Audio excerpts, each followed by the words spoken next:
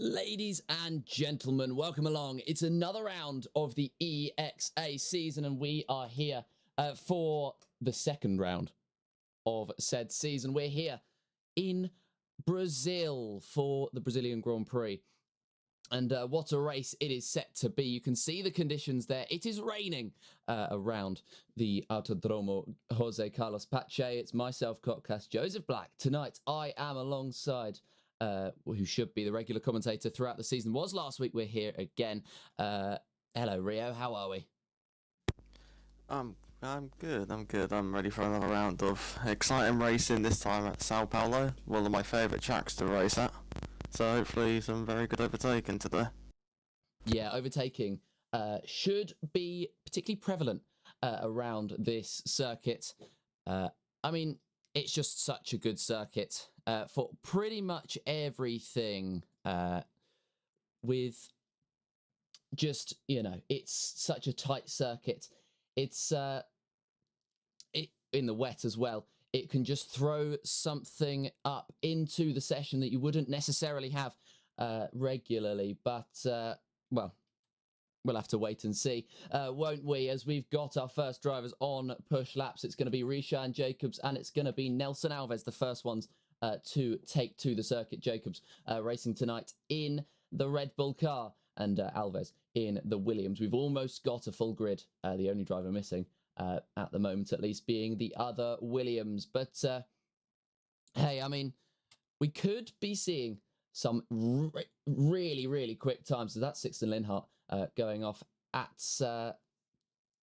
Cecida de Largo, and the Kick Sauber will not be pushing on that lap. We'll switch back to either Jacobs or Alves. We'll switch back to Jacobs as he heads through the second sector, coming out of the end of it with a 57.1. He's got one more braking zone to go that he traverses pretty nice and simply, and then he's going to come up to the line. What sort of times will be set on the board? This will be the benchmark for the whole grid, and it's going to be a 1 minute, 14 second, and 4 tenths time. So, I mean, there's work to do, but Nelson Alves up to the line.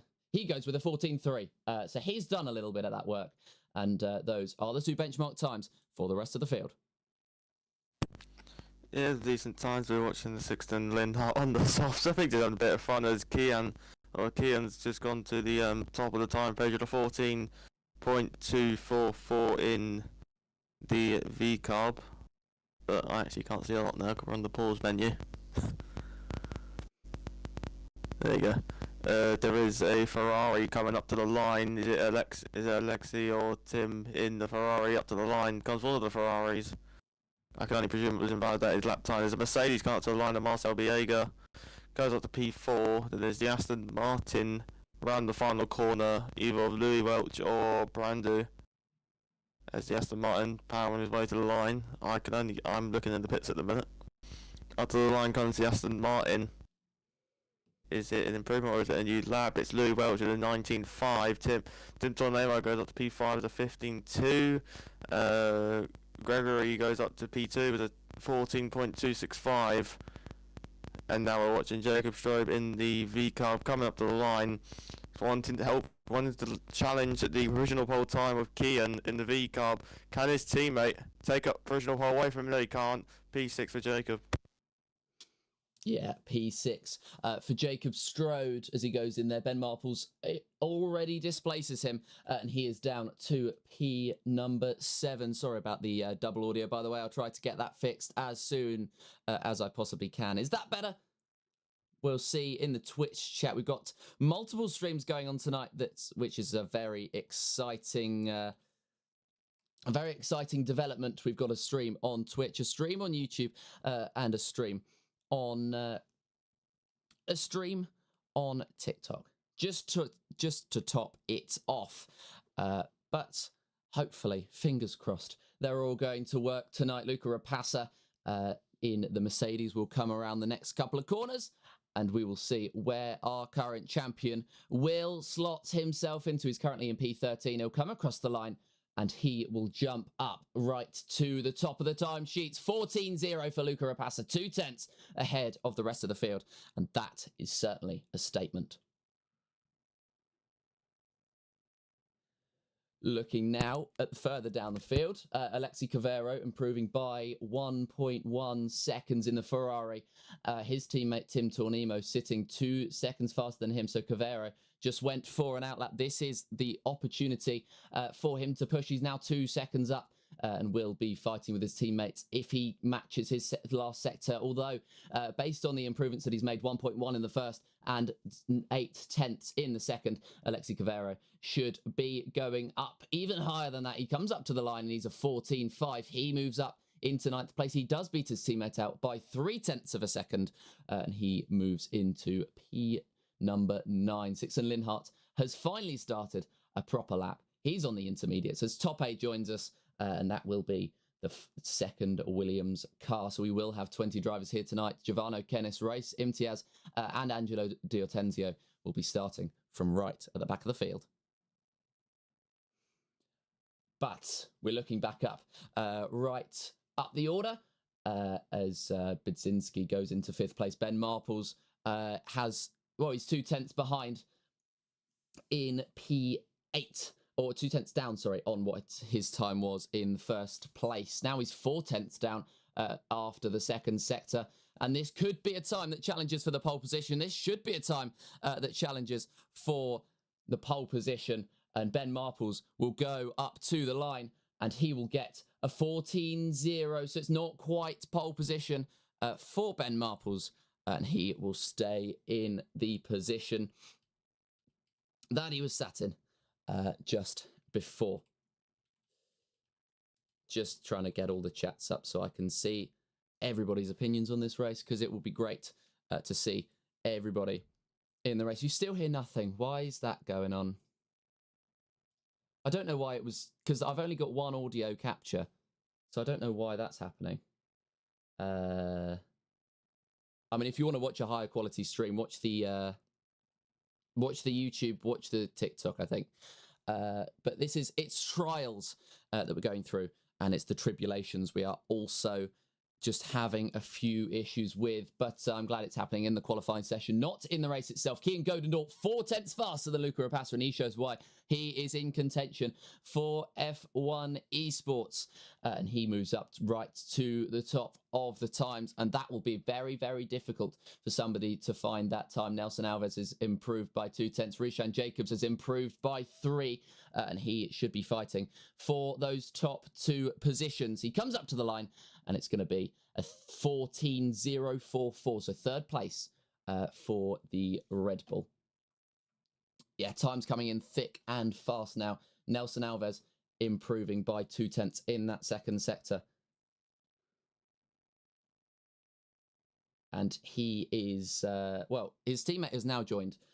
So Top 8, who is on an outlap, will be looking for times. I mean, he's parked on the exit of Desida de Largo, so I'm not 100% sure what he is doing. But I'm sure that maybe he's getting out of the way of traffic. Nelson Alves, final corner. And he comes through up to the line. And Nelson Alves, he will be challenging Kian Godendorp 13.7 as he puts it in. What's the double audio? Where's the double audio coming from? Everything is muted apart from this. So it shouldn't be. Top 8's been disqualified in the meantime. Not sure why there's a double audio. I'll try and sort that within the next few minutes. But apologies for that. If it's causing you any distress, any impact on your stream watching, Luca Rapassa 6/10 down. He's going to go for another lap. Surely Louis Welch only just down on his time. And he should be all right. Just looking now. Who else? Gabo Santos? No, he's on an outlap as well. Marcel Biega is as well. Brando is in 9th place, but he will not be improving. So this is the time for some of the drivers just to relax a little bit, prepare themselves for those final runs. And when we get to said final runs, that will be when the times really come in. I think the conditions are getting better, hence Kian Godendorp going up into 1st place, 4/10 faster than everyone else. But then Luca Rapassa Nelson Alves and Ben Marples matching, or almost matching him right up the top. Yeah, I'm not sure what's going on with the Twitch tonight. I'm just wondering, maybe I can just get rid of all of the other inputs and then just have this. I think I might have worked out the problem. It's good. Troubleshooting. Is that better? Please, fingers crossed, that is better. Yeah, Thomas Lang coming in on the main chat saying there's no, or on the YouTube chat, sorry, saying there's no echo. Gregory Prizable, Ben Marples and Marcel Biega, the latest, or Ben Marples, I think, set that time a couple of minutes ago, but Prizable and Biega coming up to into the 13s. Is that better, Twitch? Is that better audio? I'm hoping. Fingers crossed that it is. It's nothing's coming up on my side, so I'm just trial and erroring my way to bringing you better stream quality. Jacob Strode is improving by 0.5 of a second, and the VCarb will come up to the line now. What sort of time will he be setting as he comes across the line? It'll be a 13.972. He's just snuck his way in there, and well, I mean, his teammates right up the top 0.3 faster. It's very, very close between the top 9 odd, with Rishan Jacobs just sitting outside in the 14s. Oh, no, I've just worked out. Hang on. Ay, ay, ay.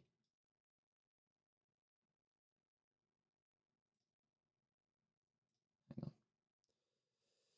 Right. Fingers crossed. I've got my fingers crossed. I've got my toes crossed. I've got everything crossed that this was the issue and it has now been fixed, because if it's not that, then I don't know what it is.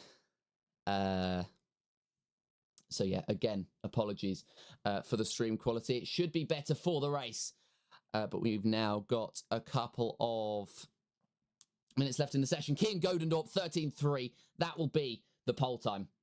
That will be the pole time, surely, as he heads up 0.4 quicker than Luca Rapassa in second place. And now it is game on for the rest of the field. And, well, we've got moderation coming in. All audio is fine. We're good to go for the last 4 minutes of qualifying here in Brazil. And what a race it is set to be. Brazil, one of the greatest circuits, as Rio mentioned at the start, for racing, for overtaking, one of the best circuits to drive. And, well, these drivers should be enjoying their time this evening. 3 minutes 40 left on the clock.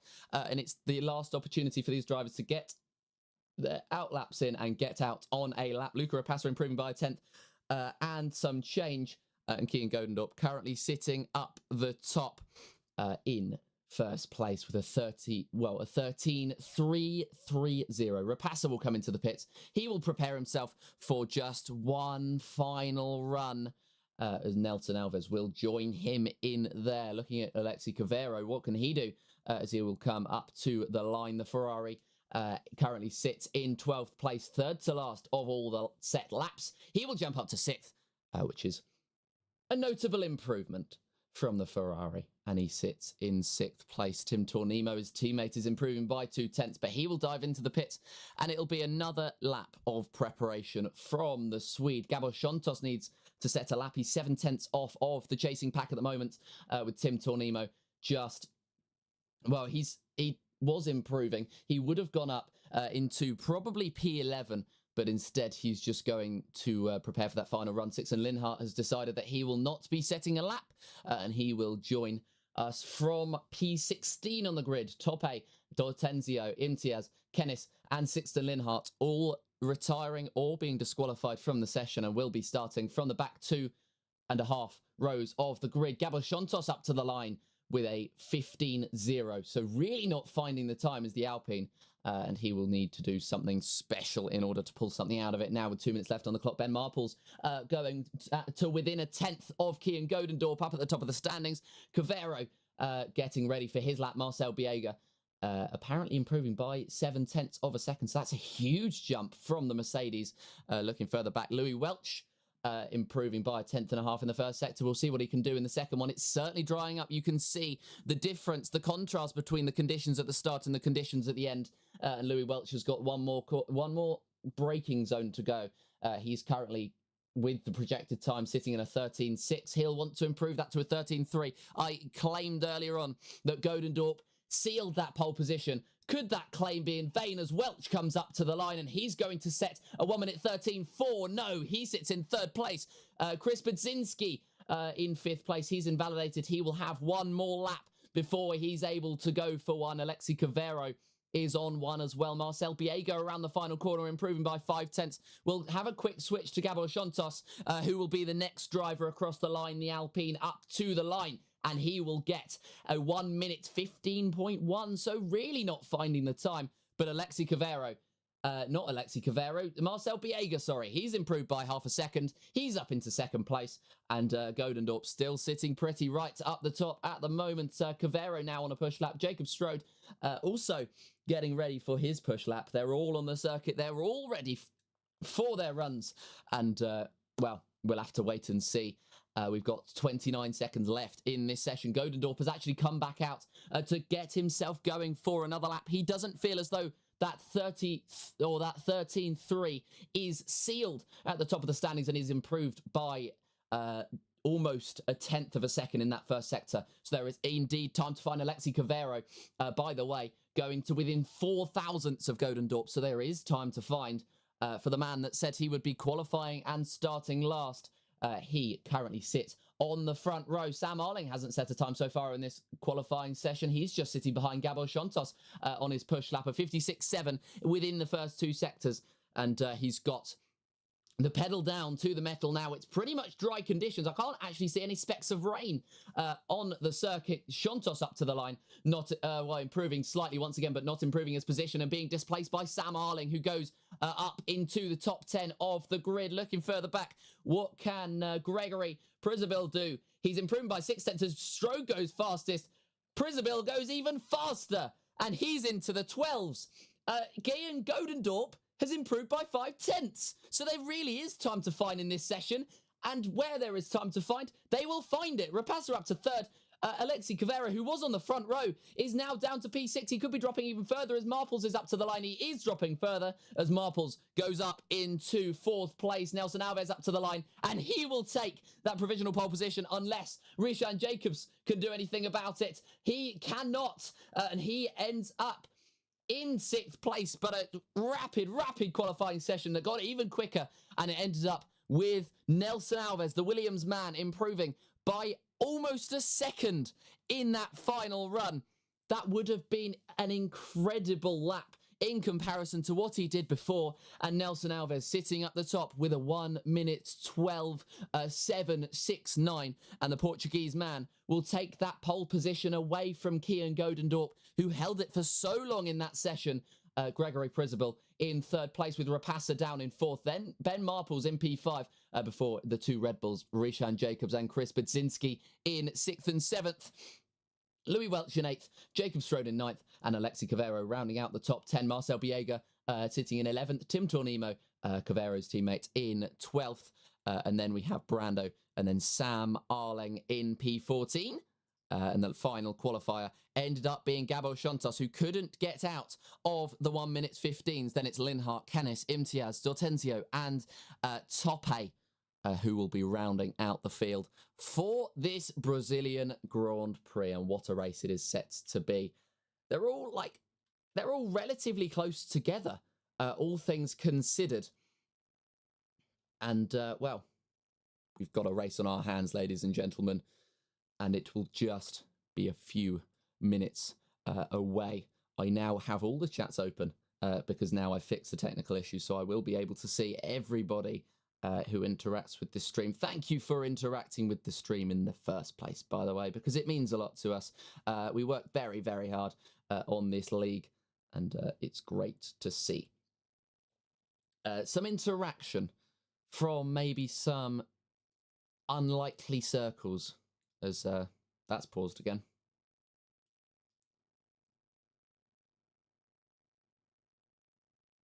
that better for Twitch? I need to streamline what's going on Twitch because whatever I'm trying to do is just not working. Why is it paused again? It keeps pausing itself. Right.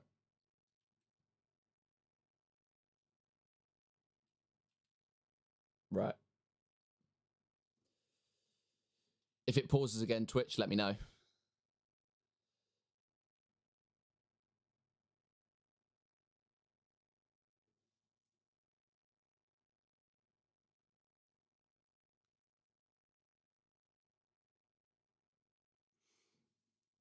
Yeah, if it pauses again, Twitch, let me know.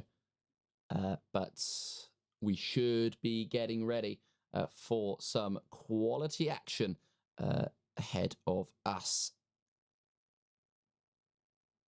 I'm just trying to sort out Rio getting back into the VC.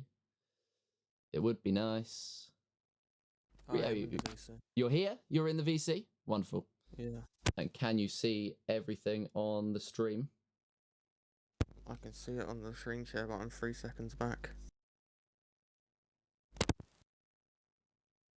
Okay. I think you should be all caught up now because it was through the YouTube, but I'm trying to just sort that out now.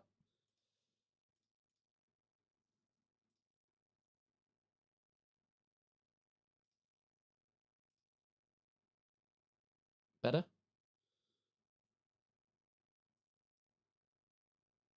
Should be seeing the podium. Yeah, I can see the podium. Beautiful. So you will be back for the race, which is very, very good news. So you will have two commentators here for tonight's action, and it's just oh so close to getting started. The timer is now ticking down in our heads, of course, and then we will be getting to green flag racing here in Brazil, a country notably with one of the only green flags in the world, interestingly enough. I can't actually think of any others, just put mainly green, but anyway, from watching that qualifying session, Rio, who do you think is going to be right up the top? Who do you think is going to be competing for that victory today? You can never predict how close these are, but I'm gonna go. Well, you can't count out the champion, can you? Luca Rapassa. Saw what he did in Turkey, Bahrain. So you can't count him out of it. Then you also, people starting at the back, they could always come through. You've got the likes of, I mean, Tim can always make his charge through the field, so can Tope, so could Marple, so can Alves, anyone can. But my money would be on Rapassa to go out again. Yeah, I mean, Luca Rapassa is always somebody to consider in this league. He's a long-standing member, and it's always good to see him doing well. But now, I mean, he's got some challenges this year. He's got some challenges this season. You think of the likes of Angelo D'Artenzio. That's somebody who will be right up there, right up fighting with him. Jacobs, Alves, all of these qualified drivers, and Kian Godendorp as well, goes without saying. I think it's going to be close. I think it's just going to be which driver can get off the line the best. And I think it's going to be which driver can control the pace. Although we did see last time out that there was chaos throughout the race. I think it's fair to be said even though they are all high quality drivers, there was just absolute carnage from start to finish. And well, hey, you never know. We will be getting going. We do have one driver who's left the session. Is it Top A? No, it's not. Not this time. Trying to see who it is so we can call them out on the live stream. It's one of the McLarens, Marcel Biega. So when Biega joins, we'll be getting going for what should be a very, very good Brazilian Grand Prix. You said that you like racing around here in the past, Rio, or maybe even in the present with your league racing exploits. How is... Oh, don't tell me Twitch is broken again. Twitch fixed? I'm hoping. Yeah. Okay, good. You said you enjoyed racing around here in league racing. Is this... I mean, have you got any tips for the drivers? Oh, I can't give tips to these guys. They're probably seconds quicker than me. The only thing I could recommend is on the last lap, be patient with the DRS because it's so inviting to overtake into the CNRSs, into the Cena de Largo, maybe into Ferradura. But then if you save enough battery, get a good exit out of the final braking zone, you can get the easy slipstream ERS and DRS up to the line. Obviously, it's saying the fact if it is raining or not. So just be patient for overtaking. Yeah, I mean, you got to be patient here. You've so got to be patient because it will be just so difficult for the drivers to stay behind. We saw in Bahrain they were absolutely sending it left, right, and centre. And keep an eye out for Nelson Alves if you like to see a cheeky send. But yeah, sending it left, right, and centre. Brazil looks as though you're going to have the opportunity to do that, but it's going to be a little bit more difficult. It's a much tighter circuit, and well, we should be seeing a great race nonetheless. Don't tell me the audio's gone on Twitch.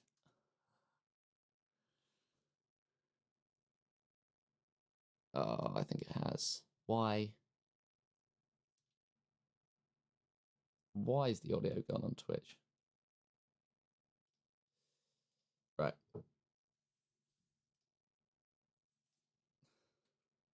I mean, we've got 3 streams going on tonight. It's unsurprising that we are going to have a few technical issues. Does that fix it? Yes, it does. It's unsurprising that we are going to have a few technical issues. It's part and parcel of trying to improve everything going on in ExA for the biggest season. Of course, every season will be bigger than the last, and Season 8 promises to be one of the biggest seasons in league racing. If you want to get involved, whether it's as a driver, as a commentator, maybe you could join our team. You could race. Join the Discord. I believe there should be links to it in every single way that you can watch this. And yes, I mean, when it's all said and done, this is one of the highest quality grids that I have personally ever seen on a grid, or in any league. I mean, you look at the likes of it: Godendorp, Rapassa. I will keep banging on about this, by the way. D'Ortensio, Jacobs. These are grids that you don't necessarily see the kinds of in leagues the size of ExA. And if you want to see ExA become the biggest league, then make sure to join us. But why is the audio gone? Anyway, we're loading into the lobby. We're getting ready to get going for this session, and we're getting ready to go to the 5 red lights. They are just a few moments away, and well, we've got our predictions in for who's going to win the race. I've backed Godendorp. I don't know if I officially said it, but I've backed Godendorp. But this could throw something into the mixer. This is worse conditions than we saw at the end of qualifying, albeit the start was a little bit better. But this is so much worse. This could be an interstart, maybe even a wet start as we get going here in Sao Paulo. It's a place where these sorts of weather conditions can be thrown up, and the drivers, well, they won't necessarily have prepared for these, and I know they use this as preparation for other leagues. So when it's all said and done, this won't provide them preparation, but it should provide them good racing. And the 5 lights are just a few moments away. You can see everyone is primed and ready. The drivers are primed and ready, certainly. And the 5 lights are just a few moments away. This should be an even better race than the one we got last time out at Bahrain, which was absolute carnage. And yeah, well, we're taking our time here to get ready, to get going.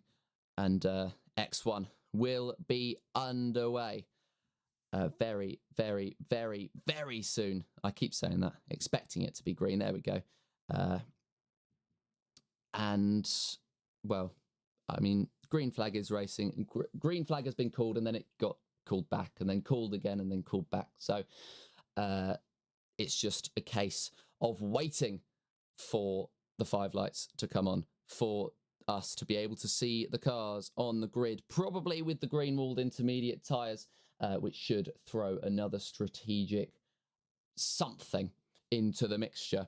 And, well, it could be that it gets drier later on in the race, and then we'll be seeing times come down like we did in qualifying. It could be that it gets even wetter, and then it's more treacherous conditions, more difficult conditions for the drivers to contend with. And, well, this is going to be the Brazilian Grand Prix here in ExA. The drivers might not see this anymore as preparation. They might just see it instead as a race to win, because obviously there's a championship on, and there's a championship fight waiting to be won. We could be seeing drivers from the back of the grid fight their way to the front. Race Imtiaz actually last time out had the most consistent and the quickest race pace, but he started from near the back. He's starting from near the back again. He was one of 5 drivers to not qualify for this session. Finally, we're going. The 5 lights are on for the Brazilian Grand Prix. And it's action. We're away here in Sao Paulo. Nelson Alves getting off to a good start. And he should be taking P1 into turn number 1. Kian Godendorp looking down the inside, though. He's sending it down the inside, and they are side by side on the exit. Godendorp's exit has been compromised, and that could open the door to Gregory Prizabel just behind Rishan Jacobs and Chris Spidzinski swapping positions. The 2 Red Bulls fighting away. Kian Godendorp looking to the outside line of Alves into Desida de Largo. Can he hold on to this one? No, he can't. As actually, there's Nelson Alves ghosting as we head out of Desida de Largo. Looking further down, there are scraps going on. Brando gets past Sam Arling, and Gabo Shontos drops to the bottom of the field. His pace has not been where he would have wanted it today. But Alves holds on to that lead. Is that Jacobs going for a send? Indeed it is. He's around the outside of Ben Marples, and he could be sending it to the inside line. That's if Marples allows him the space, which he doesn't. And off goes Rishan Jacobs. Budzinski tries to fight his way through, but Jacobs says, no, that's my position. Even though Marples fought me off the circuit, I'm going to fight you almost, if not as hard, to get back through. And indeed he does. But the first lap is coming to a close. Nelson Alves is going to lead it. Yeah, coming out into the sharp right, the 2 Red Bulls actually did make a bit of contact when Rishan Jacobs was rejoining the track. You saw Chris and Rishan actually get a bit out of shape with each other before the braking zone, but down towards turn 1 is Luca Rapassa making a lunge on the inside of Gregory Prizabel. Through the centre rest as we go as the silver arrow now around the outside, switch to the inside, stand on the power on the exit. He's got a full car length in front, but now down the Retroposta towards the Sino de Largo. Will Gregory try and fight it back? Luca Rapassa taking a bit of a defensive line, but as we make our way into the braking zone, Luca Rapassa is up into the podium place as our champion, gaining places in the early stages of this wet race start in Sao Paulo as we now go round to Ferradura around the horseshoe. Now in this Sao Paulo circuit towards the twists and turns of Sector 2. The 2 McLarens in formation together, as are the 2 Red Bulls. V-Carb in 2nd and 8th. Williams 1st and 14th. And we're making our way almost into Sector 3. Nelson Alves from pole, still leading the way ahead of Kian and Luca. Gregory and Ben Marples sat in the top 5 as Angelo and Brando going wheel to wheel round the long left towards the final braking zone of the track. Angelo is ahead of Brando. And now as we stand on the power on the exit to start lap number 3, Nelson Alves is going to be under pressure by Kian towards the centre rest. The gap's now only 900, 400, so now wheel to wheel down towards turn number 1. There's a change in lead on lap 3. Kian takes the lead of the Sao Paulo Grand Prix, but goes a bit deep and allows Nelson Alves to get straight back through on the exit of the centre rests. Can Luca Rapassa now try and get up into 2nd place? Kian momentarily led. Luca Rapassa pulls out to the inside, down towards the Sino do Largo, down the inside of the Sino do Largo, on the exit. Can he get the better traction ahead of the V-Carb? Now going to go wheel to wheel towards Ferradura. The outside line is normally better. Trying to hold it around the outside in the rain can be more difficult. Kean on the inside does keep the place. Now Luke has to go defensive to try and keep the McLaren behind the Gregory. And the top 4, top 5, top 7 are as you were. Yeah, they're as you were in these early stages, just preparing themselves. Although we say that, and Rishan Jacobs goes for a send on Ben Marples. Marples, though, with the exits, he will get back through. And there's actually contact between the two as Jacobs doesn't allow Marples to slam the door on him once again. And the Red Bull finally gets past the McLaren, much to, I'm sure, the McLaren's displeasure. And Marples will want to get back through. And he might be fighting just as hard as he was fought there as they head down the main straight. Jacobs 1.2 seconds behind Gregory Prizabal, and Marples looking to the inside line. This could be a huge send from far back, but it won't be in the end. And Marples holds astern. He holds to the position behind Rishan Jacobs, and now the chase is on for the Red Bull to get back up to Gregory Prizabal. Prizabal, who could be fighting ahead. He could be looking for a move on Rapassa, but no. I think he was waiting for Rapassa to try to send it on Godendorp, and then Godendorp would flit through and make a mistake. And, well, Prizabal was waiting for an opportunity of some sort. Jacob strode right behind Chris Budzinski. By the way, Jacobs has made it back almost to within that 1 second of Gregory Prizabal. So that shows the pace that the Red Bull man has at the moment. And we could be seeing them fight. We could be seeing them try to maybe get revenge on teammates as they head now through, as that's Sixten Linhart and Tim Tornimo side by side. It's going to be whoever's the later in on the breaks into the final corner. And Tornimo lets Linhart through. Tope tries to force his way through as well, but Tornimo just taking the regular racing line, getting the exit done, and the Ferrari holds P13. Down the main straight we go. On board was the Alpine driver pushing the Williams along like you would normally see in NASCAR. Luca Rapassa is ahead of Kean into turn 1. I just saw that at the timing page. Luca Rapassa, the champion, is now into P2 in this race. Round Curva du Sol, down the Retroposta towards the Cena de Largo. Luca Rapassa pulling out to that inside line just to try and help cool the tyres down. Go to the wetter line to help those intermediates cool down. The rears might be starting to overheat a tad now, as the track doesn't actually look that wet, although the track is raining. That is part of the intermediates. They will work in these conditions, but you know, might have the consequence of overheating. But now as we go through the horseshoe into turn number 9, Luca Rapassa is up into second, chasing down the lead. As the gap between Gregory and Rishan is now over a second, as the Red Bull McLaren you saw earlier in the race was dueling away, having a bit of contact towards the final corner. Yeah, and now these three could be fighting up at the top once again. We saw Rapassa get past Godendorp. It was a move that he was shaping up for a couple of laps before, and he could be shaping it up once again. Lap 6 of this Grand Prix. By the way, Sam Arling, 23 seconds off the rest of the field. So not what the Kicksauber would have wanted, as that's Jacob Strode and Budzinski going side by side. Strode with the exit and Strode holding the position. Now this is a fight between two of the quickest drivers here who started right down the bottom, and that is Tope with a 3-second time penalty, who just, I mean, it's not what he would have wanted at this point in the race. We're only about, I don't know what a sixth is. We're a sixth of the race in, and Tope picking up a 3-second time penalty already, trying to fight back with Dortenzio. Dortenzio, though, making good progress. He's up to P14, and well, the Alpine man is slicing his way through the field.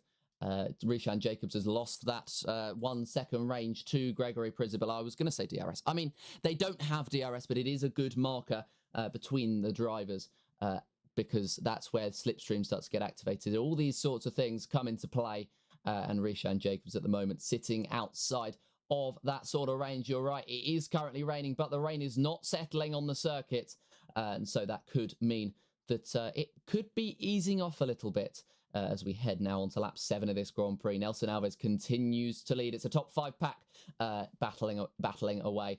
Nelson Alves at the moment holding on to it. Rishan Jacobs could be pressured by Ben Marples as they head down now through the center S's and down to Desida de Largo. The McLaren will try to put the power down as soon and as hard as he can to try to get past Jacobs. He's not going to have that momentum, and he's just going to sit behind.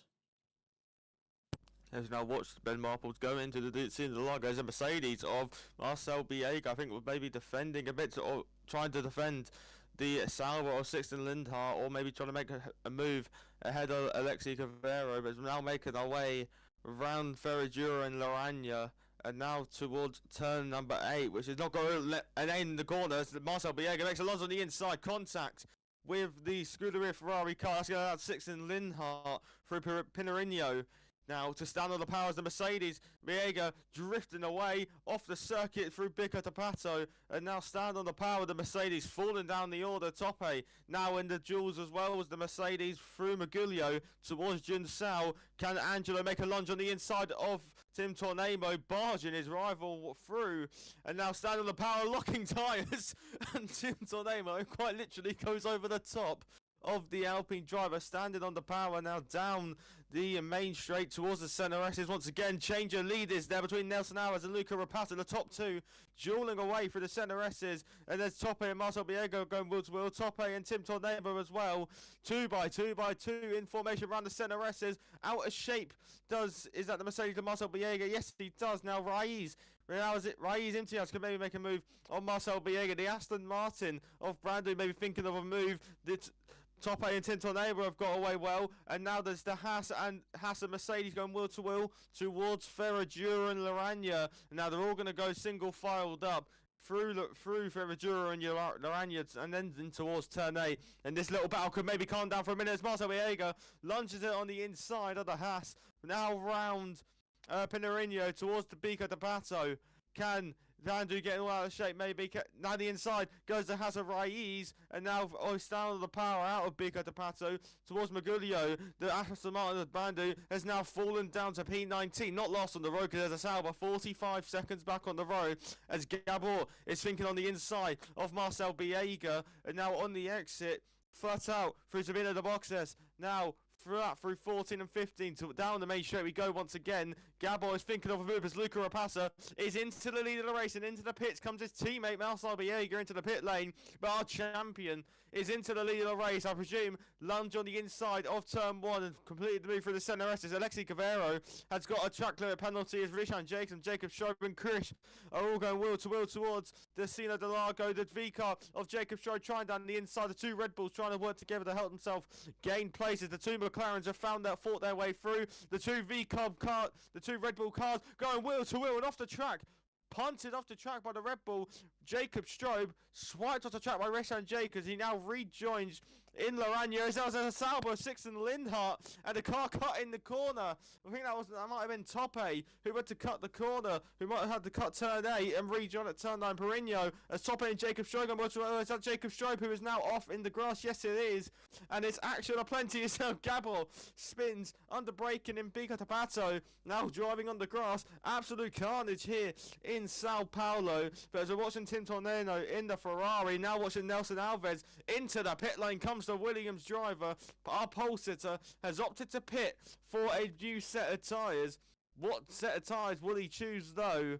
Marcel Biega, who pitted, chose a new set of intermediates. There's a lot of cars coming in now. Ben Marples, Rishan Jacobs, Alexi Cavero, Raiz, Sixten, Jacob and Gabor all into the pit lane. 10 seconds for Jacob Strobe, who has opted to retire from this race. Brand new intermediates for everyone in the pit lane. Nelson Alves going for that undercut to try and put a gap and pull away from this little trio here and pull away from Luca Rapasa.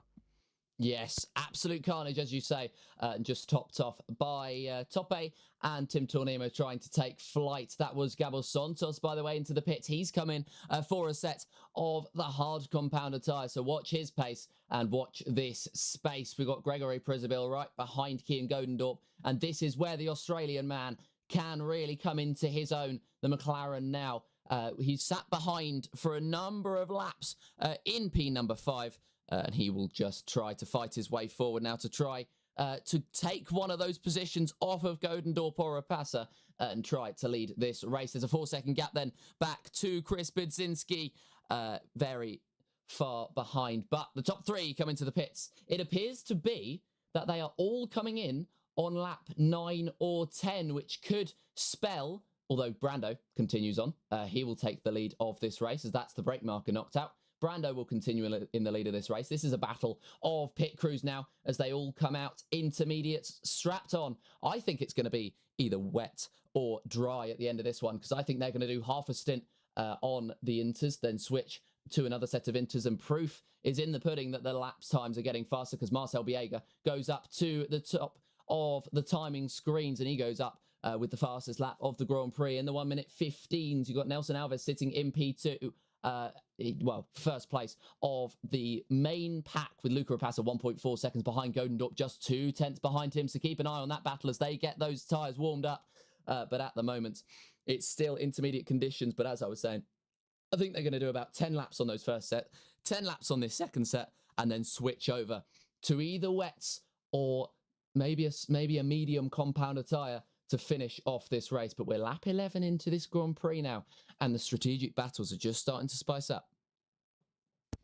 That was what I've been watching the times from Gabor. He's gone for the gamble to go for the hards.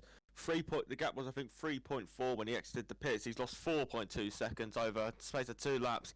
Definitely the wrong gamble, worth the gamble, but it was the wrong choice. Does Brando continue on? Brando finally comes into the pits, and that was really crucial that Nelson Alves had a clean out lap, as he's now got a 1.5 second lead ahead of Luca Rapace and Kian and Ben. But the McLarens have re-entered themselves into this phase as Ben Marples went for that undercut and has actually jumped his teammate in the pits, and has now got 2 McLarens, the only team to have 2 drivers in the top 5, especially in the fight for the lead as well. McLaren have got teamwork to be able to do. Is that Angelo and Louis dueling away down the Retroposto? Is it towards the Descent of the Largo? Angelo keeping ahead of Louis Welch into turn 4.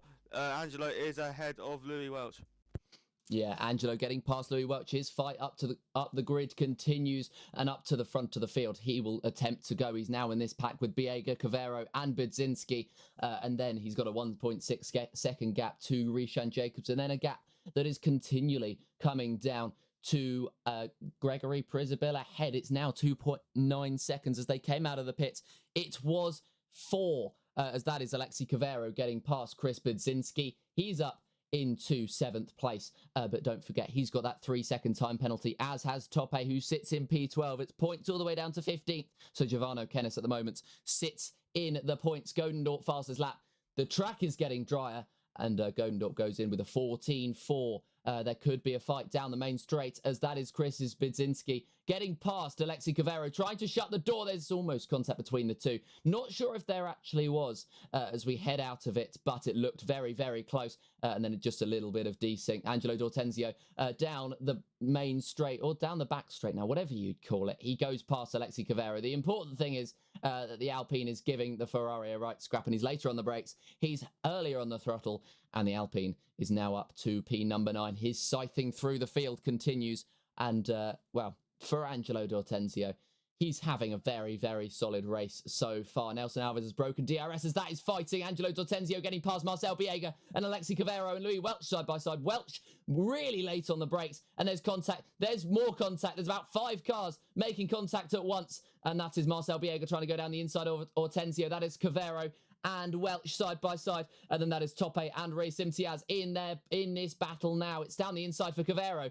into the final braking zone. Can he get this position off of Louis Welch? Welch has been squeezed in. Tope tries to invite himself in the battle as well, as that was a move further up. Gregory Prisabil up to P number 4. But now as we head down the main straight, we've got Tope and Alexei Cavero side by side. This is for P number 11, and they could be getting the 3 drivers ahead of them involved. Now Reis Imtiaz making it 3 wide into turn 1.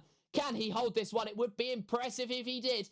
And he's going to be squeezing the other 2 into turn number 3. But out of all of it, Reis Imtiaz does make that move stick. He's up to P12. And now it's the 2 Ferraris, the latest to battle. Imtiaz moves across, trying to defend from Tornimo, but he's got Tope on his outside line. Tope, who's unable to get on the brakes in time. And the Williams sits in P number 12. It's still, what is this, a 6-car scrap as we head through Sector 3? Sixten Linhart on the inside of Giovanni Kennis. Giovanni Kennis trying to go down the inside of Cavera, but he's been squeezed in. One Swede, one Finn. The two Nordic drivers even going side by side, and Tornimo coming out on top in that battle. It's carnage, it's chaos, and that is Sixton. That's not Sixton, that's Sam Arling being lapped even. My mistake, and he gets out of the way pretty well. Looking back up at Tope, who could be making a move on Race Imtiaz, and he's not. He's just going to sit behind, but absolute carnage. And out of all of it, it's Angelo Diatenzio in P8. Well, I wonder, has Ben Marple's got some damage? Because look how far back he's fallen already.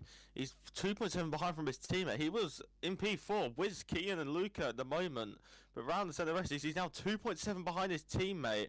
Doesn't seem to be any visual damage. Could that be his tyres already overheating, as that Sixton and Alexi through the centre rest is dueling again, and Sixton Linhart is ahead of the Scuderia Ferrari. Now Alexi could be under pressure from Giovanni Guinness.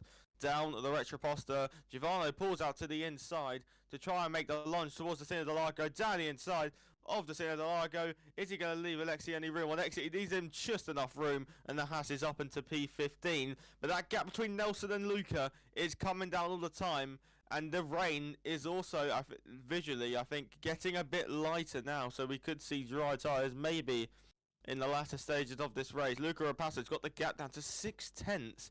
1 lap tyre difference, but in 50% races, they are quite crucial, as the tyre wear. 50% races always are doubled due to the lack of laps compared to a full race distance. Down the main straight we go towards the centre races. Half a second, the gap now, 4.5 tenths the gap now. So seeing Luca Rapasso go to that inside line to help cool his tyres down.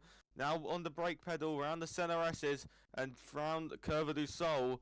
Down the Retroposta we go for the 16th time in this race. That's Tope and Raiz dueling away in the centre S's as Tope keeps ahead of Raiz Imtiaz in the Williams.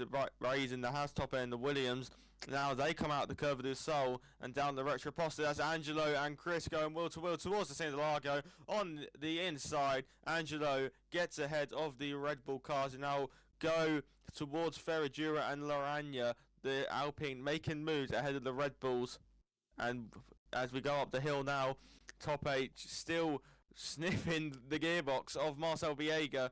As you now look toward turn 8, it's a lunge on the inside. Top 8 down the inside of turn 8 and towards Pillarino. Top 8 is now ahead of make our way towards Bico de Pato. The Williams is gaining places in the Mercedes, losing out as we saw earlier in the race. Yeah, Marcel Biega dropping another position. Not what he would have wanted at this point in time. And then, well, now he sits in P11 outside of the top 10. Well, of course, that's how maths works. Looking back up to the top 3, they are the closest on this field. Apart from that, P11 to P15 sort of run, and then Cavero 8 tenths behind. When DRS comes into it, this race will explode, and that is if it's going to get drier at the end of this one. Just looking further back, Reece Imtiaz getting back past Marcel Biega now, and Giovanni Kennis and Sixton Linhart side by side.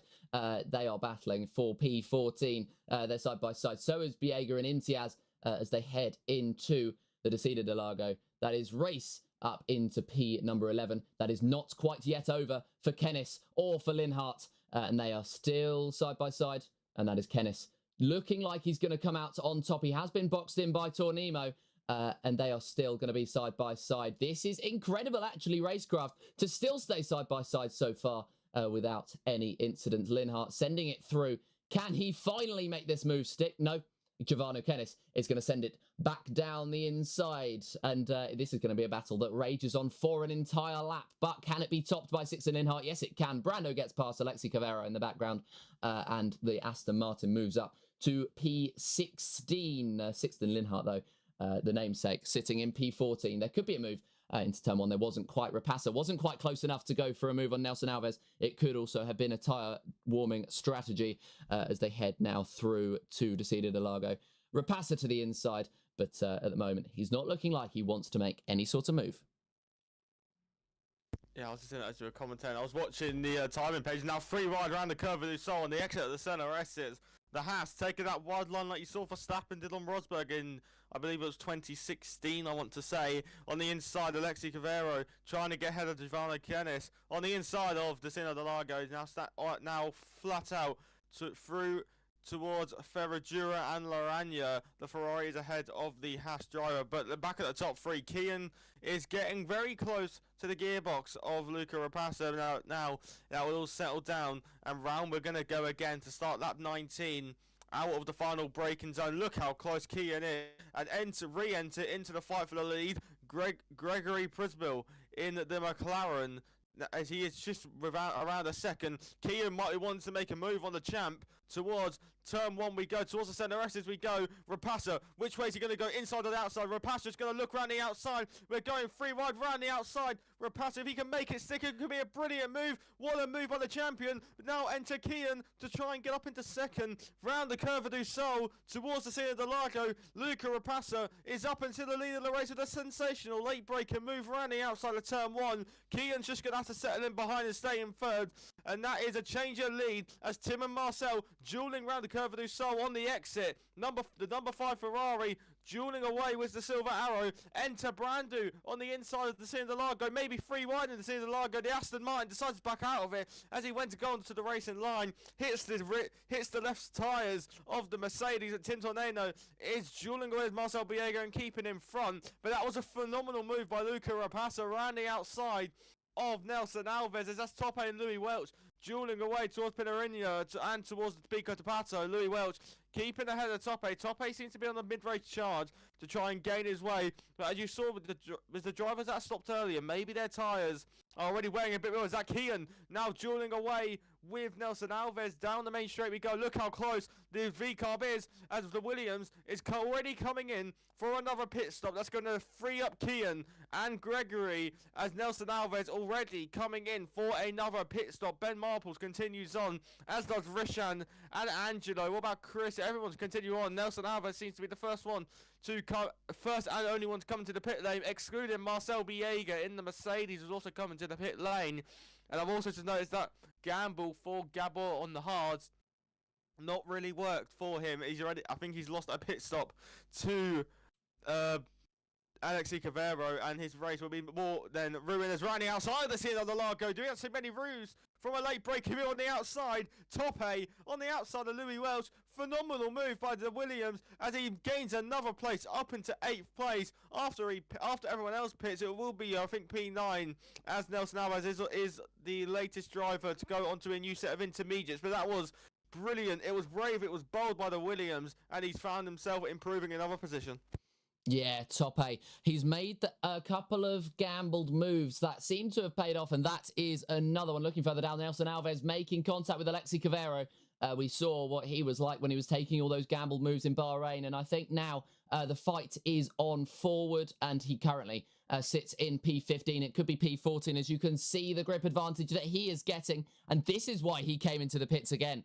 This sort of pace that he has over the rest of the field is something special, as Imtiaz and Giovanni Kennis as well come in, as Sixten Linhart and Sam Arling also in. So that could be a double stack for the Haas drivers. So a little bit of a gamble, more than you would expect. Nelson Alves closing in on TF10 Brando as we head down to the Sena del Lago. He was 8/10 back on the Senna S's. Make that 6/10 as he's down to Del Lago.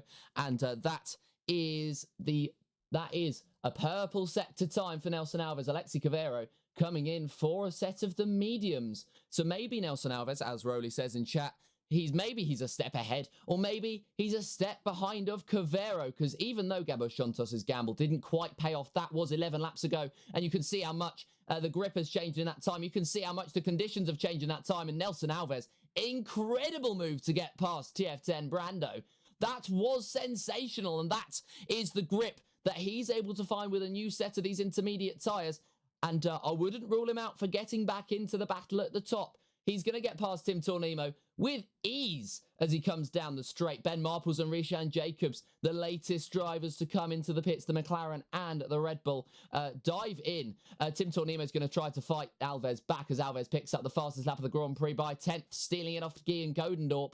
But get Nelson Alves with a 14.3 at the moment, looking to have supreme pace over the rest of the field. He's got 2.2 seconds to go to Louis Welch. It was 2.5 seconds at the top of the S's, so he's about 0.3 quicker through every single corner on everybody else right now. So, as I mentioned, don't rule him out of that top fight. I don't get why Alexi's coming for the mediums. It's clearly not working. He's already lost over 2 seconds to Giovanni Kennis in the Haas. So he's already 2.5 back. Without a doubt, a wrong strategy called by the Ferrari driver. Is there the potential that this range stops? Is that why Luca Rapassa, Kian, Gregory, Angelo? Is that why all of these drivers are just continuing out? But the longer they're out, the more they're going to have to gain later on. But is Luca Rapassa maybe coming into the pit lane? Yes, he is. As Kian is going to continue on. The champion has opted to pull the trigger to try and pull away from Kian. Gregory's going to follow him on the exit. Nelson Alves is ahead of Louis Welch, and these new intermediate tyres are working a treat for Nelson Alves at this minute. But I was just wondering, is there flags for a Haas of Giovanni Kennis at Vico de Pato, who is brown? But as I was stating, Nelson Alves, if he's struggling to make those inters go 10 laps, as off the track goes Giovanni Kennis again. If Nelson Alves is struggling to make those tyres go 10 laps, how is he going to be able to make them go 17 laps for this final stint? It is unheard of doing a free stop just as a chosen strategy in the rain. But Nelson Alves, I think he's gone for the undercut. Look at that, over 3 seconds ahead of Rapassa, as towards the inside of Ferragura and Laranja. Luca Rapassa up into 4th place. Round Laranja we go. He's quite clear of the Aston Martin driver as he is just continuing on those 11 lap old intermediate tyres. But Luca Rapassa now hunting down Nelson Alves like he was doing last season with Jerry, hunting down Jerry for the championship. He's now hunting down Nelson Alves for the race lead. As Kian Godendorp, 10-second time penalty for speeding in the pit lane. The V-Carb now will have 10 seconds added onto his time or a pit stop towards the end of this race. We've got 12 laps left, so he hasn't got long to serve it.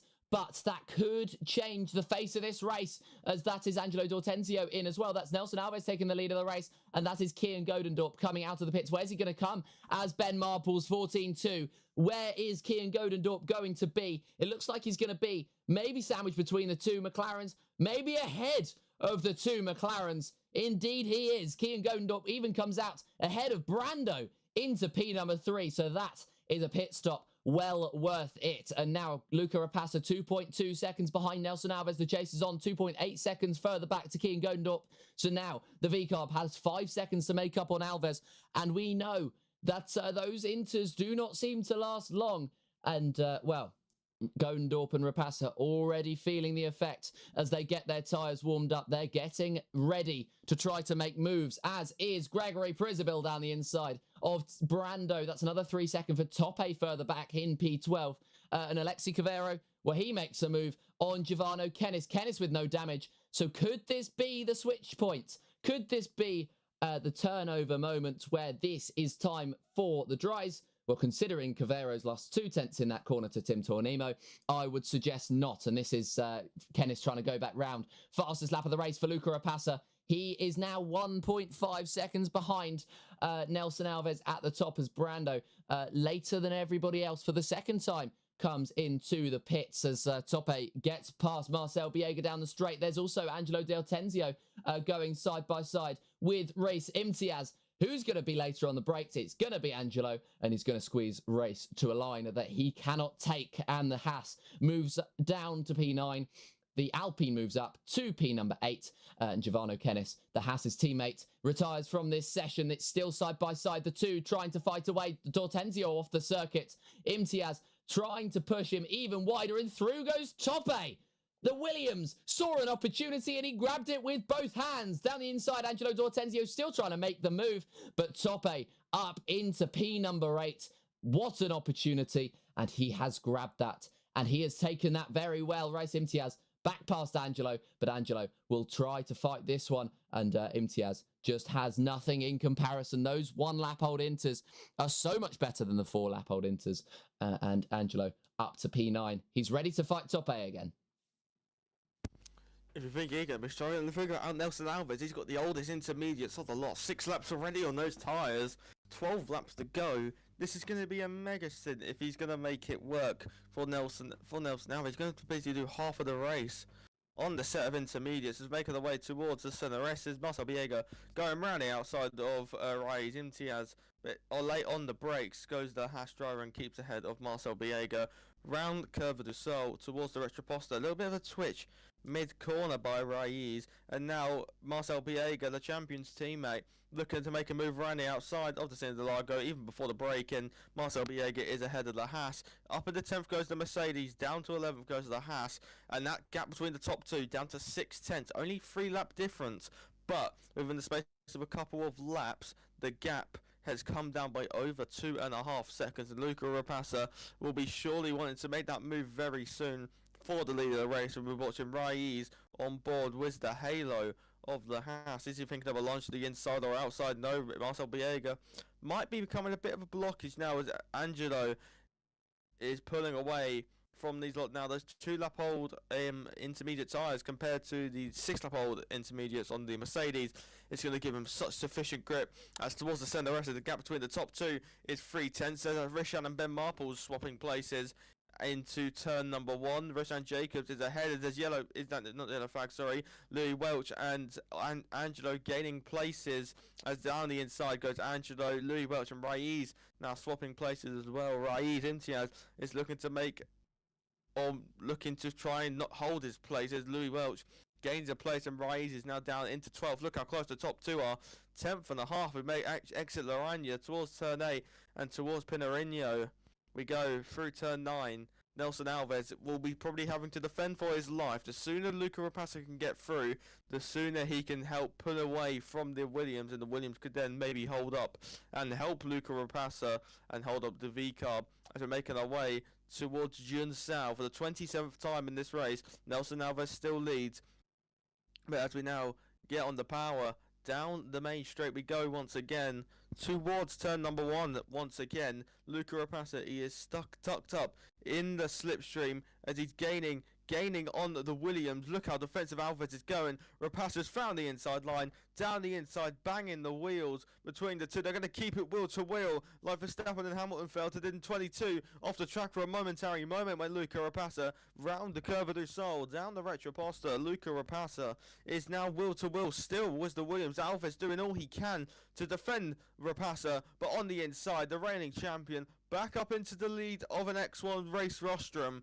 and the Mercedes driver will now be thinking, I need to put as much as I can before Kian in the V-car pulls ahead of the Williams driver who started on pole. Yeah, well, Luca Rapassa being on top of an EXA grid, never seen that one before, and the Mercedes will continue to lead, I'm sure, for at least another couple of laps, or he's going to try to lead for at least another couple of laps. And if Alves and Godendorp have anything to say about it, he will be off that top spot by the end of this straight, with no DRS coming into effect. The strategy games are slightly different than in the dry, because you can't just camp sitting in the DRS until the final lap, as Godendorp makes a move past Nelson Alves. Last week we were saying that second place is where you wanted to be. This week it's first place, and so you can try to defend it, because DRS will not come to your gain. Marcel Biega and Tim Tornimo dropping past Sixten Linhart, and or jumping past even Sixten Linhart, as that is Marcel into the pit, as is Race Imtiaz, almost going into the back of the Haas man. Sixten in as well. What are we going to get? What sort of tyres are we going to get? We won't know, because Nelson Alves hasn't come in yet. It's another set of the intermediate tyres, surely to take them to the end of the race. The last 7 laps beckon for Biega, Linhart and Imtiaz. The weather has stayed relatively the same, and these three will be at the bottom of the main pack, with Cavero, Shontos and Arling 22 seconds away at minima, with everybody else who's just ahead of them being Imtiaz, Biega and Linhart. They are still 11 seconds better off, or 9 seconds as they come through to Cida de Largo. Now looking further back up the field, Tope, we've seen him make moves, and he'll want to make another move on D'Ortenzio. These two have had a scintillating battle so far for that P8 spot, and we will see it continue on to lap 30 of this Grand Prix. Not seeing the top two come in, we are seeing third place come in. Nelson Alves, he was ahead of the curve the first 2 times. He's been beaten to the post by Imtiaz, Biega and Linhart, and the Williams is set for one more pit stop. I think everyone else might be trying to go to the end of the race, but Alves taking that gamble. He's gone on a different strategy. He's scythed his way through the field before, and it's back to square one for the Williams. So yeah, I didn't expect a free stopper here in Sao Paulo, but hey ho, gives us some entertainment for that stage. It's fresh tyres against old tyres. Will Rapasa just try and hold it out? Kian's best bet is just to continue due to that 10-second time penalty, so I don't expect the V-carb into the pit lane. I expect Luca Rapasa potentially into the pit lane maybe, or he's just thinking that due to all the traffic, 9 cars or 8 cars in between Rapasa and Alves. So Alves would have to overtake 8 cars before he gets to Rapasa. And now down the Retroposa towards the scene of the Largo, 6th in the Lindhart, ahead of Marcel Biega. Nelson Alves now will watch him once again. 8 tenths ahead of Tim Tornado, but expect that gap to rapidly rise due to the insane tyre differential. Tim Tornado just now, with that track limit penalty at the minute, was fall behind Brandu. And that's fine here for the field is a lot more spread out than you would normally see in X1. As towards turn 1 we go, Rishan Jacobs is into the pit lane for the Red Bull Racing team. And I can only guess it'll be another set of intermediates. So that's one less car Nelson Alves is going to have to overtake. As we watch him go into turn 1, Nelson Alves, now that Rishan Jacobs 1 down, 8 to go for the Brazilian Grand Prix win. It could be said that he's made it harder for himself. It could be said that he's made it easier because everybody will be struggling. We saw 11-lap-old tyres struggle, and now they will be at the end of the race. They'll be 13 or 14 laps old, so that will be very, very difficult to manage as Alves looks for the inside line on Louis Welch. This is the first driver he's going to have to overtake. Rishan Jacobs, 3-second time penalty. Alves to the inside of Welch and making that move stick. Welch trying to hold the inside line. He's been successful. They're sliding their way through the second sector now. But Alves just with that superior grip. He makes that move, and now the next target up is Top A, 4.3 seconds down the road. But that is his teammate. You can see 2 corners and he's already 3.9 seconds behind. So Nelson Alves is in with a great opportunity if he can keep this pace up or relative pace to the rest of the field like this. Angelo D'Ortenzio continues his charge from the back of the field. His next victim is Chris Bydzinski. He's up into P5 ahead of the Red Bull in P number 6. But yeah, Nelson Alves being one of only 6 drivers, including Cavero, to take that gamble onto the newer set of Inters, a 4-stop. Was it a 4-stop or was it a 3-stop? I don't remember off the top of my head. It was a 3-stop. Yep, 4 sets of tyres is what I meant to say. It was a 3-stop. Thank you, Ria. For all of these drivers taking that gamble, and Nelson Alves now 3.7 behind Top A. The chase is on, but so far Alves has made some good strides. I'll tell you who's going to have some fun with this race, and Nad's going to have some fun making this the strategy graphic to put in the race details with the amount of pit stops that we have seen today. Those are watching Angelo D'Ortenzio, I probably butchered that, as Alexi Cavero and Gabor are dueling away. Gabor on the hard tyres. Alexi did try to gamble on the slick tyres, realised it didn't work, and he's gone to the intermediates, and there's a long way adrift of Marcel Biega in the Mercedes. But the top 2 getting very close again. It was a 10th and a half on the braking in towards the centre races. Round Curve du Sol. Actually, there's a change of lead. I didn't even notice. Kian has got the lead of the race. Top and Chris are wheel to wheel in the centre races. The Red Bull dueling with the Williams, but Kian has taken the lead of the Brazilian Grand Prix. But that 10-second penalty is going to ruin his race. I think at the minute he still gets a podium, as I think he is over just around 11 seconds ahead of Ben Marples in the McLaren. But I think it definitely won't be a top 2 unless Gregory has an abysmal final 4 laps. Some magically gets a puncture, something maybe. But as we're making our way round turn, I forgot the turn, but I know this corner upcoming is Junsao. So round Junsao, the final corner, the final braking zone, and through turn 14 and 15, flat out through these corners. Kian has got the lead ahead of Luca Rapasa, but at the moment the champion will be winning once again. As we start lap 34 of 36, it's Kian that leads from Luca Rapasa. It is Kian that leads from Luca Rapasa, and he sits in a very strong place for that to lead. The battle for P4 is looking like it's going to be spicing up the next few laps because Nelson Alves has made it to the DRS of Chris Brzezinski. Of course, no DRS, but as I mentioned earlier, it's a good marker. And Angelo Tenzio in this battle, he's passed Ben Marples. These 5 drivers will be fighting on lap 34, then 35, and surely 36 of this Grand Prix, as Alves is probably starting to rue the decision to come into the pits in terms of where he sits in the standings, not where he would have wanted to sit at the moment. But P8 still a credible result.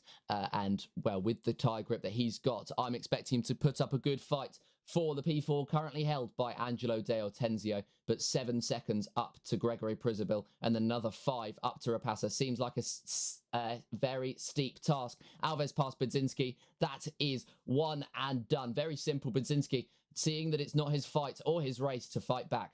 And there is the Williams up into P7. The next target, once again, is his teammate Tope, and I'm sure maybe team orders, or maybe he'll just get him down the straight. Yeah, I think Topo will realise that his teammate is on much fresher intermediates down towards turn number 1. I think Topo isn't using battery. I think Nelson Alves is. We could see a lunge by Nelson Alves into turn number 1. Will there be a lunge? No, he won't. He will just stay tucked up behind Tope, but now making our way on the exit of the CNRS's. Nelson Alves will be thinking, teammate, please get out of the way. I have clearly got the fresher sides. I am fighting to try and catch up. He's definitely not going to get a podium now, but he is definitely fighting just to at least get, I think, maximum he's going to get is P4 in this race. Nelson Alves is ahead and up into P6, and now will be challenging Ben Marples towards Ferragura and Lorania. The Williams driver will be maybe thinking of a move down towards turn 8. Yes, he is. Down the inside goes Nelson Alves on the McLaren. And towards Pinarinia and towards Bica de Pato we go.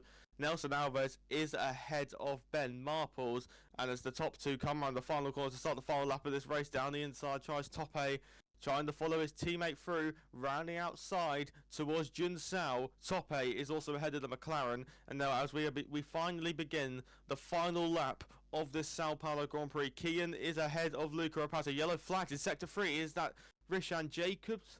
No, it's Chris, who is off in at Jun Sao, rejoining the track now.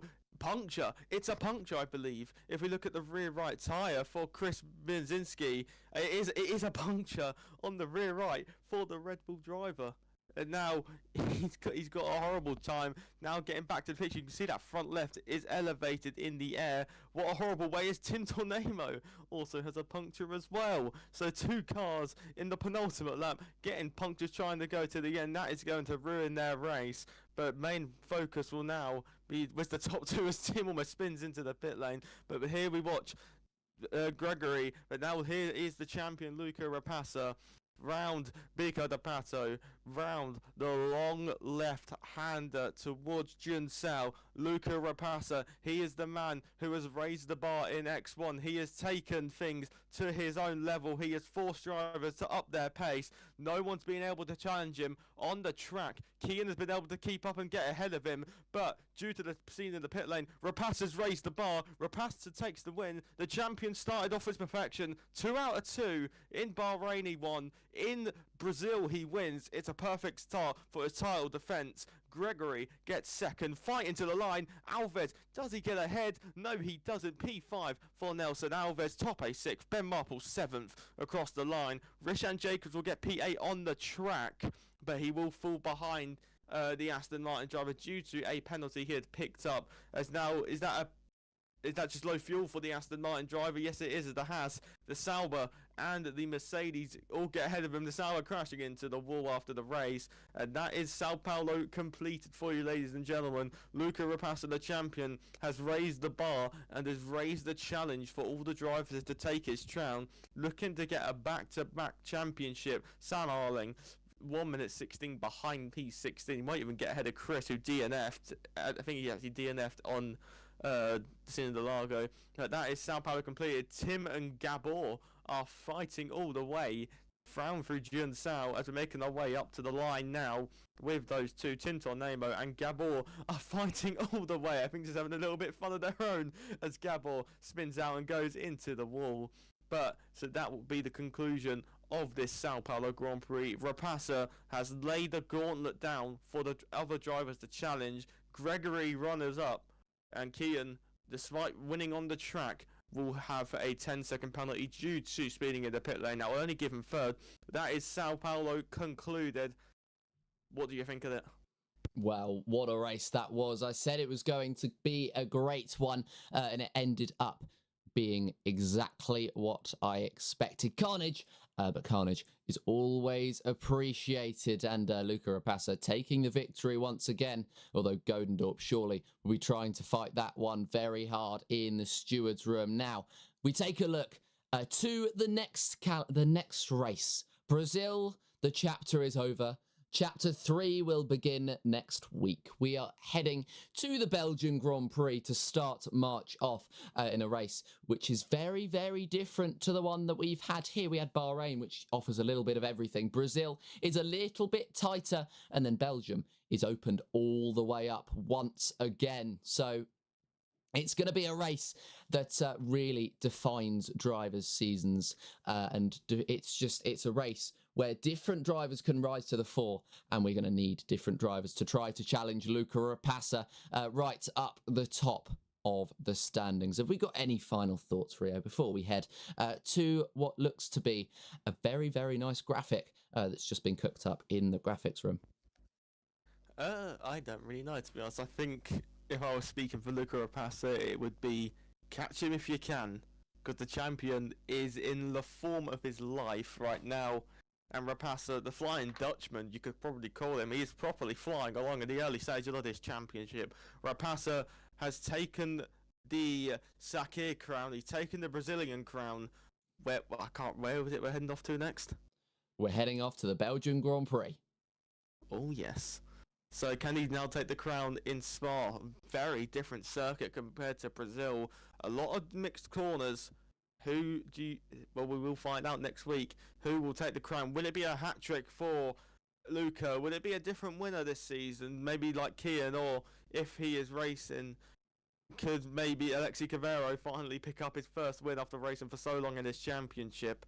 We'll have to find out next week. Join us on Wednesday next week for X1 for the Belgian Grand Prix. Yeah, you will be joining us next week, I am sure. Rishan Jacobs will not. So, I mean, ta-ra to Rishan. But this is the graphic that I mentioned. It's badly cropped. There we go. That's better. Thank you to everybody for watching this stream. We will see you again next time. But for now, it is bye-bye.